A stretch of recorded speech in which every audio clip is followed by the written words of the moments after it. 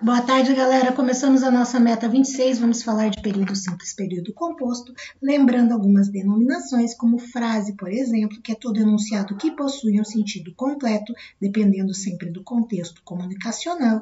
Exemplo, a Vitória falou, oi. Oi, respondeu o Pedro. A Vitória falou é uma frase. Oi, dentro do contexto também é uma frase, pois possui um sentido completo. E oi, respondeu Pedro, outra frase, porque possui sentido completo.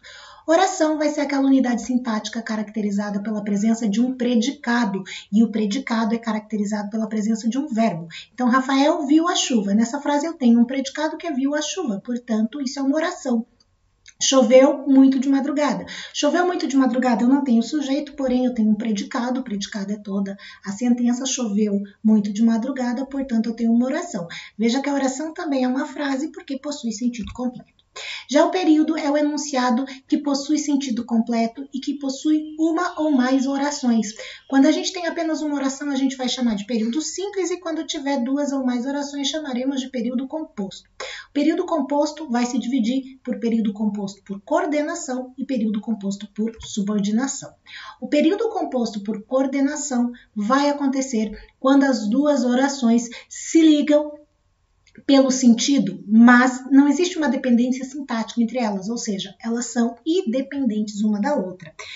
E as orações coordenadas vão se dividir em oração coordenada assindética, oração coordenada sindética aditiva, adversativa, explicativa, alternativa e conclusiva. As orações coordenadas assindéticas são aquelas que não são introduzidas por conjunção. Então, estudou sempre irá estudar. Tenho dois verbos, estudou e irá estudar, que é uma locução verbal, separado por vírgula, não tenho conjunção, duas orações, portanto, oração coordenada assindética. A oração coordenada assindética aditiva são aquelas que são introduzidas pelas conjunções coordenadas aditivas. E, nem, mas também, como também, bem como, mais ainda. O Enzo não só fez toda a tarefa, mas também ajudou os colegas. Veja que aqui eu tenho duas orações. A primeira é que o Enzo fez toda a tarefa, e a segunda, o Enzo ajudou os colegas.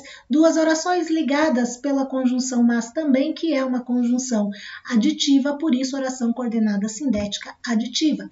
As orações coordenadas sindéticas adversativas são aquelas interligadas por conjunções coordenadas adversativas.